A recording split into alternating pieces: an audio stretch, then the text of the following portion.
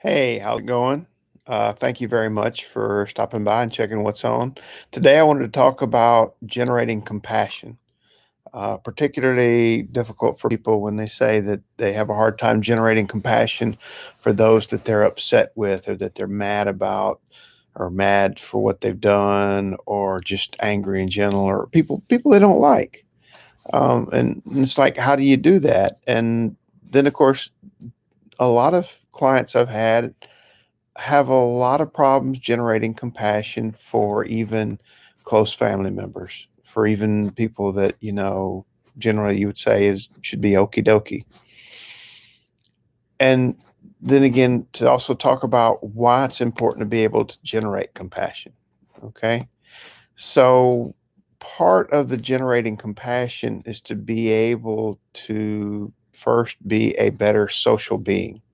A social being is someone who understands others or at least understands some of their suffering or pain and can connect with them at a certain level for different reasons. And in other videos, I've talked about your different levels of connection from people that you don't know to that you've seen to acquaintances all the way down to best friends and family members that you're really, really close to.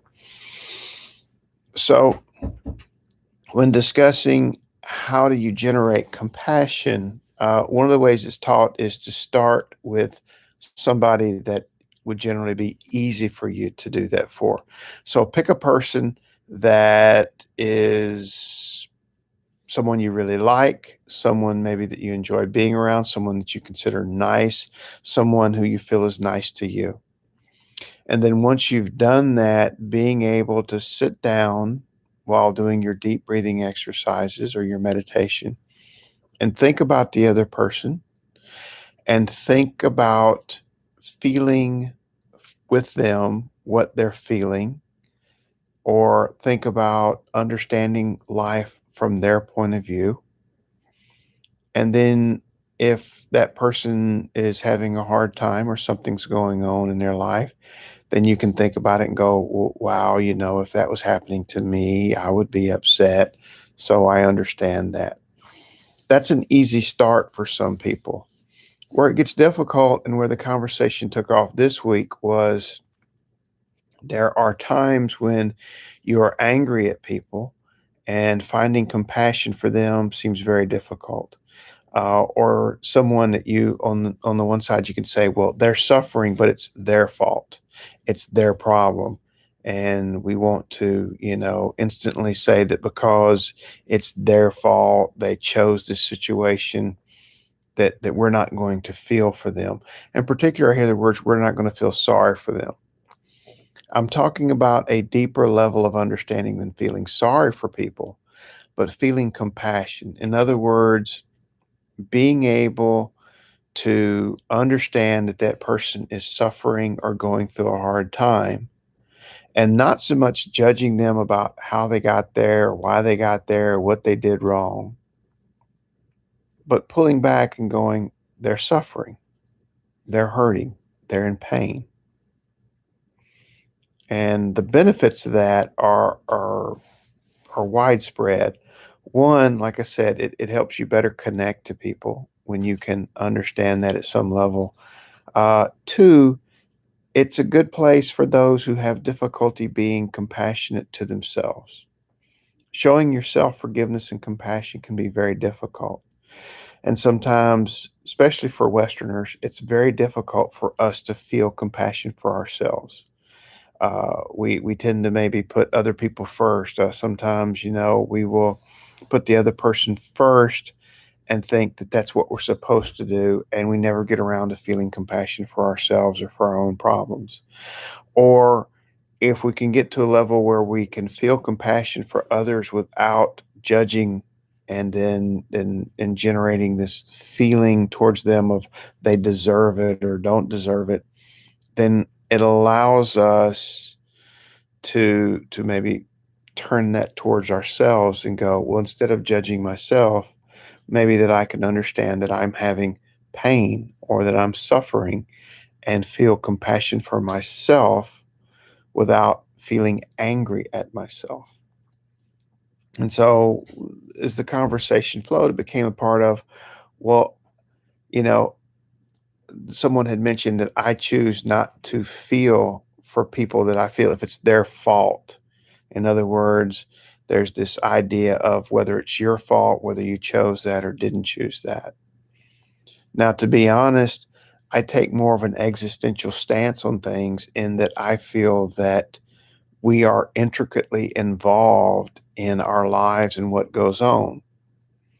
Therefore, we are at some level making choices that affect us. We are responsible at some level for a lot of the things in our lives. And I'm not saying that you chose for a bad thing to happen to you. And I'm not saying that this person deserves it. That's not what I'm saying at all. What I'm saying is that in most situations at a base level, your decisions, whether you understood it or not, led up to the situation. And it could be something like financial problems. And you could say, well, it's not fair. I didn't know I was going to lose my job. Or the other person can say the same thing. I didn't know that they were going to lay me off. And I will agree. True, you didn't know. You had though all the power to make the choices up to that point of where you wanted to work, what you wanted to do, whether or not you wanted to save, whether or not you wanted to keep ahead of your bills or even create the bills. You gambled, and maybe unfortunately you gambled wrong in thinking that you would have this job forever. I mean, think about it. There's all these movie stars and people that you hear about that think, oh, I'm the fajizzle. I'm there. I'm making big bucks. And then they go out and they buy expensive items thinking that the fame will keep going on and the money will just keep going up. And then when it doesn't, they lose everything. And then it's very easy for us to then to judge them and say, well, it's their fault that they did this. Maybe it is. I'm not saying that it is or isn't. What I am saying is they had choices. The choices didn't turn out the way they wanted. I can still feel compassion that they are now suffering from the choices they made. They are feeling pain. And I can connect to that and understand that something in their life they feel is they may not feel it's fair or they may think it's wrong. I'm not getting involved with that. What I'm saying is they're suffering, and that I can understand. Nobody chooses to truly suffer. Maybe there are sometimes people who make choices knowing the consequences will be bad, and maybe in their mind they're doing that. Sometimes we call it self-sabotage. But again, you have to step back one step and feel sorry for the person who's self-sabotaging, and understand why would they do that? There's a multitude of reasons why people make the decisions they make. And they may not always understand the consequences, or they may understand them and take a chance or a gamble. And now they're paying the price for the gamble. Again, feeling compassion and understanding that the other person is suffering and feeling pain can be totally separated from this whole blaming thing or this whole who's responsible thing. Being able to sit for a moment and do that, and that's why I said start with someone that you really like, or that you feel is the kind of person you really feel are able to feel compassion for. And you will also notice that a lot of times you make excuses for their mistakes to justify in your mind why you feel compassion. You don't have to do that. You can feel compassion just because they're suffering. If you can do that, then you can move on to those other people that maybe people that you don't know. And for some people, that's a good start. That way you don't have an attachment to them, and you're able to feel compassion for those people that are suffering and having things happen in their life that cause them pain. And this could be physical pain, it could be mental pain, emotional pain. So once you do that, maybe then you can start to shift and think about other people, maybe people that you know made bad choices. maybe people that did things that they shouldn't have done. And this again has nothing to do with forgiveness. This has nothing to do, feeling compassion has to do with simply knowing that that person is suffering, feeling for them that they are suffering, and thinking to yourself how that must feel, and feeling a certain amount of compassion or understanding of that person's suffering. Then from there, sometimes it's easier to give people the things they've done, or it's easier to understand that maybe if they had better better understanding of the problems, they wouldn't do what they did. And then you can start thinking things through. So again, compassion is not about judging whether someone deserves it or does not deserve it. Okay. And I like to go back and pull parts and quotes from the book by Khalil Gibran, The Prophet, the idea about giving, and how in his book he talks about, the prophet, the person sits there and says, giving is not about judging whether people are worthy or not to receive it. You give to live.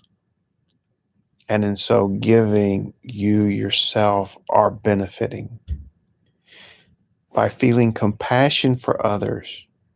And I'm not talking about feeling sorry for others. And I'm not talking about, judging whether, I'm just talking about whether you can feel compassion for their pain. By giving that to other people, you yourself benefit.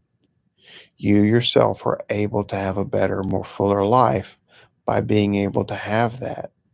So if you think about it, it's not always just about what the other person gets out of it. It's what you're getting out of it. It allows you a chance to come to terms with yourself and your life and what's going on around you. It may also lead you to be able to forgive people of certain things that you feel they've done wrong, or at least put them aside. It'll also allow you to get along with other people better. And other people will see that in you and feel better, maybe about themselves, and maybe their lives will change. A lot of times, people don't feel accepted or loved. And by just taking the time to feel compassion, you know what? And if you don't even want to tell them, you don't have to. When other people have done something and you feel compassion, you don't have to go up there and go, hey, buddy, look, listen, hey, look, just want you to know I'm feeling compassion for you. You don't have to do that. You don't even have to let them know. You just have to be able to think and understand what is the other person going through, and not judging, are they worthy of your compassion? They are. Every living being is worthy of others' compassion. Trying to understand where they're coming from, what's going on in their life, will allow you then to make a better life for yourself. So that's what it's all about. So I appreciate y'all stopping by. I hope this helps a little bit. If you have any other questions or concerns, or you want me to go into deeper parts of any part of this topic, or even existentialism, let me know. And I'll be glad to share what I can. And I hope it all helps. And to me, going back to the phrase namaste, you know, when you see someone do this and say namaste, they're saying that that part of me, which is my inner being, my greatness, the part of me that's the loving kindness in me, is bowing and saying, I appreciate that same thing that is in you. And that's how I interpret that, is that part of me that can love and appreciate things acknowledges, loves, and appreciates that part of you that can do the same thing. And who knows, you might start a trend. If you start being a little bit more compassionate, then maybe some of the people around you will see it, want it, like it, start to do the same thing, and you start a movement. And if everybody starts being a little bit more compassionate, maybe everything in the world will be a little bit more peaceful. And I'll leave you with that.